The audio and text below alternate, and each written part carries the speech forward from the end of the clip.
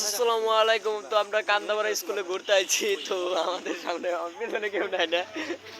তো গাইস ওই যে আমরা আইছি অনেকজন মিলা। তো গাইস এই যে কান্দাপাড়া স্কুল, তো কান্দাপাড়া স্কুলে ঘুরতে আইছি। দেখতে পাচ্ছেন এই যে বাজার। তো গাইস আমাদের সামনে ওই যে উপস্থিত অনেক ইয়াগেত আছে। তো এই যে স্কুল অনেক সুন্দর। এটাকে বলে ফুগুরহাটি কান্দাপাড়া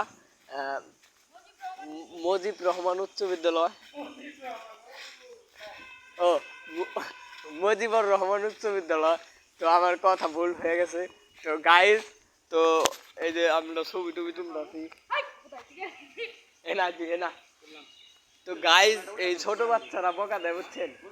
তো শিক্ষা দিবেন, যেভাবে শিক্ষা দিবেন এরা আসো, প্রথমে আসবো তারপরে প্রথমে বুঝাইবেন। তুমি কি ভালো হইবা বলো? না ভালো হবো না। ভালো হইব না বলে আর কিছু কইবেন না। ভালো না হইলে পরে ক্যামেরার পরে এলে শাসন করবো, ঠিক আছে? তো গাইজ, তো এখন ওই ক্যামেরার সামনে মারতে চাই না, কারণ মারলে পরে অনেক ব্যাধি হয়ে যাব। তো এই যে ভিডিও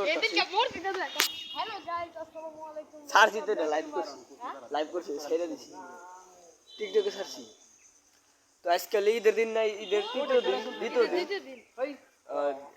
হ্যাঁ দিয়ে দিছে।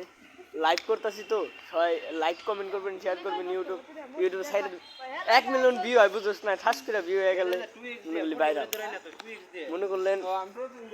ভাইরাল হওয়ার নিকে সবাই হাই দিল, আর আমার চুল জটে বাইরে গেছে।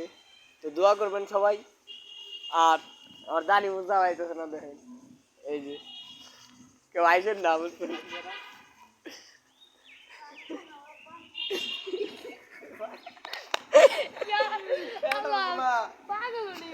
আমি না আর 2 মিনিট থাকলে তোরা পাগল হয়ে যাবি।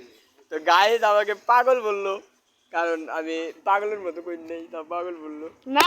গাইস ও গাইস ও তুই একটা পাগল।